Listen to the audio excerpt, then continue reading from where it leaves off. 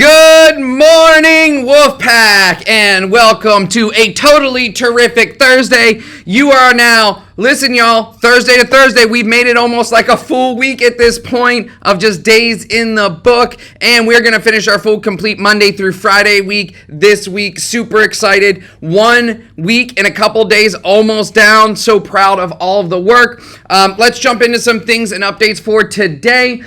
So first, as we move forward to September 1st, remember, we are getting used to the new cell phone policy guidelines that are going to be launching. We did release a video with some details on Parent Square 2C.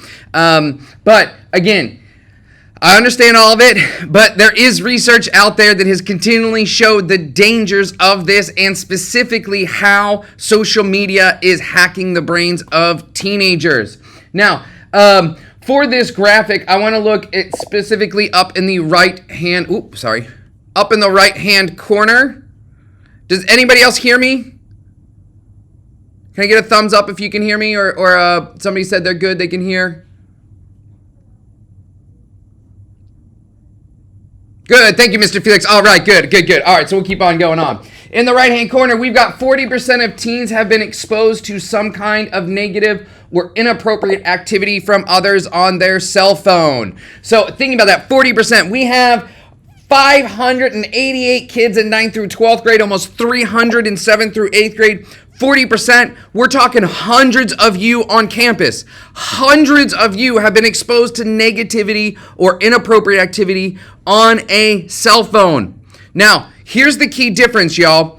Heavy users and light users change, okay? So 58% of those who use it every hour for 7 hours are considered heavy users. Not if you use it for the full hour. It's during 1 hour, did you check in on your phone? Check. During the second hour, did you check on your phone? The next hour, did you check on your phone? If you're doing those things, then you're going to be considered a heavy user. So that means that if you're a heavy user, you're almost 60% likely to have bullying, harassment, and been exposed to negativity online.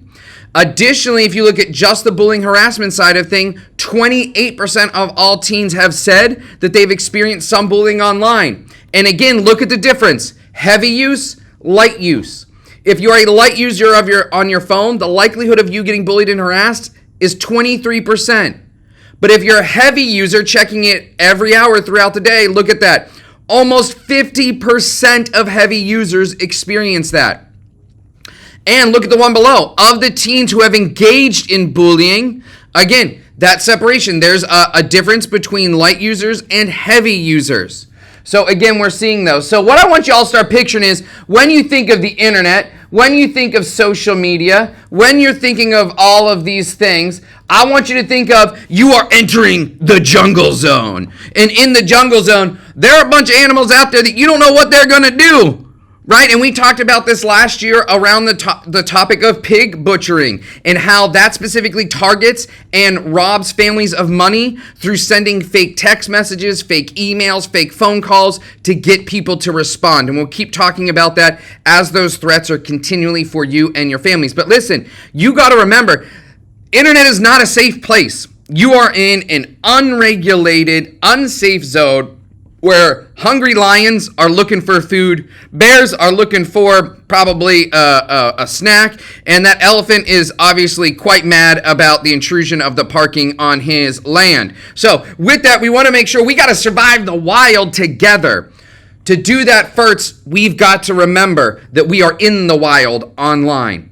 So with that, if you are posting or you're heavy using your phone, you're going to get into that world where karma's going to come back around, y'all, because the other research studies show that when people put something out negative online, the likelihood of getting negativity back to you quickly escalates.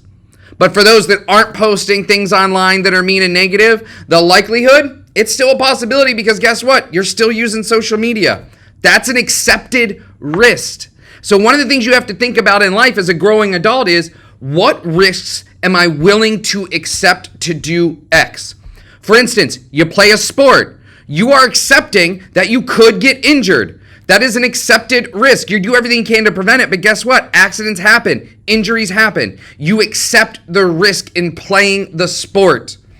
Much like this with social media, you are accepting the risk of potential bullying, harassment, exposure, loss of your bank account by using social media.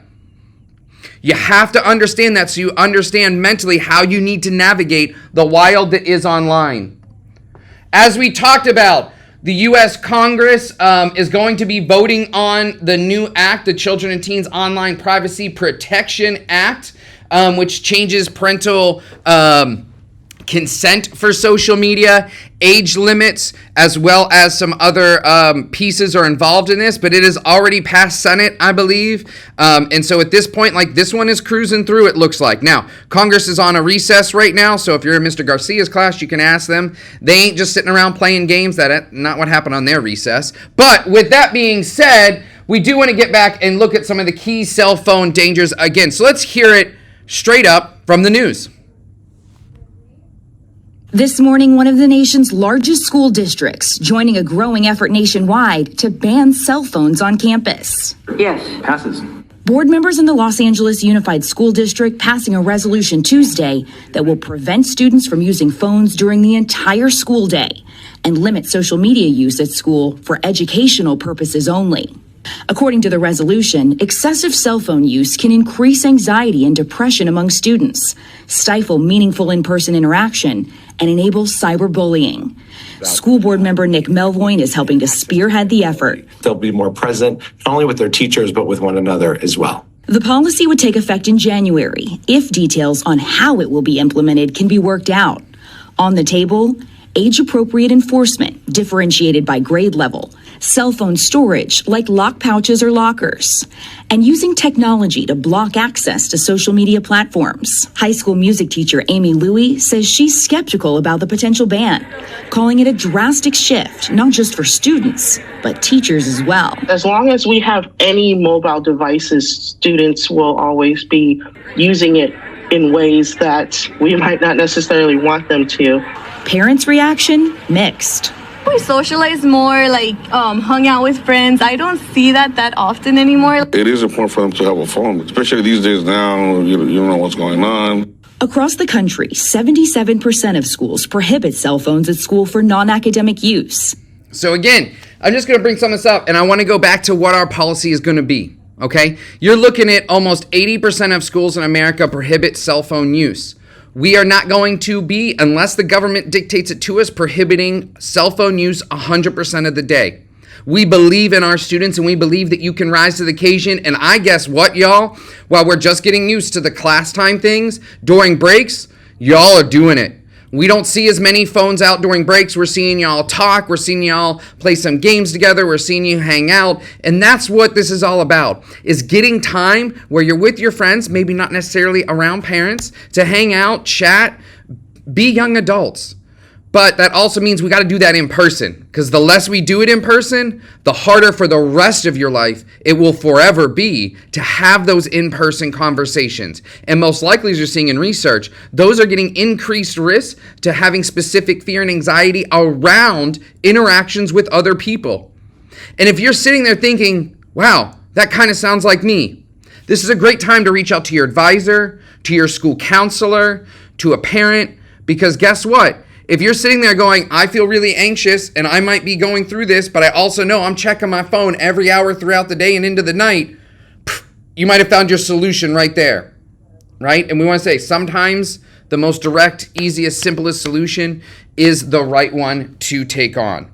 So again, coming to and from school, listen to music with one AirPod, and that's in case there's an emergency, an earthquake, a volcanic explosion, a meteor, there's a crash on the road, something needs to break really fast. Your sound travels quite quickly, and so you're going to pick up on that.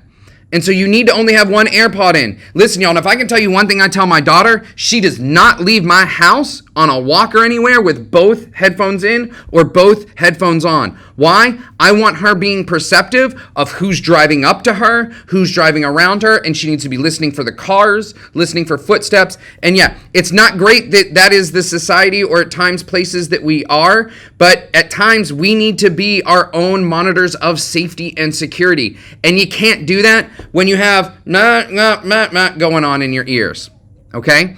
I understand. Listen to me. it is amazing that y'all have access to music so readily throughout the day. I wish I had that back in the day and I didn't have LimeWire or Napster. I gotta find some original screens from original Napster. I wonder if I have one on a Polaroid picture I took, because cell phones didn't exist for us back when Napster was rolling out as much. So with that said, you get the access. And I understand it's a lot better to listen to Kanye or Drake back and forth in your ears all day, but does some damage. All right, and we understand the risks. So we've got to get in line with those things to make sure you are getting everything out of it that you need. All right, Wolfpack. With that for today, before I close out, I just want to honor every single one of you. Whether you were in 7, 8, 9, or you're in 10, 11, 12, yesterday was one of the most magical, miraculous moments I have been a part of on this campus since 2019. Seeing you all was awe-inspiring, was humbling, was motivating, was definitely captivating. I talked to so many people throughout the day, what we saw yesterday, and that was just the start. Just the initial day of getting to hang out, play some games, and get to know each other, and we've already seen a huge impact on that throughout the day. And so I want to say a special thank you to, yes, the staff for helping to facilitate and lead those moments, but to you, students, because you truly are one of the best school communities in this country, and probably on this planet. And we have such strong belief in what you can do, not just as teens and preteens, but the world you're going to change in the days ahead. If you put that work in, you guys are going to be game changers, and we're already seeing that from previous students, and I know you can go even further. Why? Because you're going to stand on the shoulders of giants.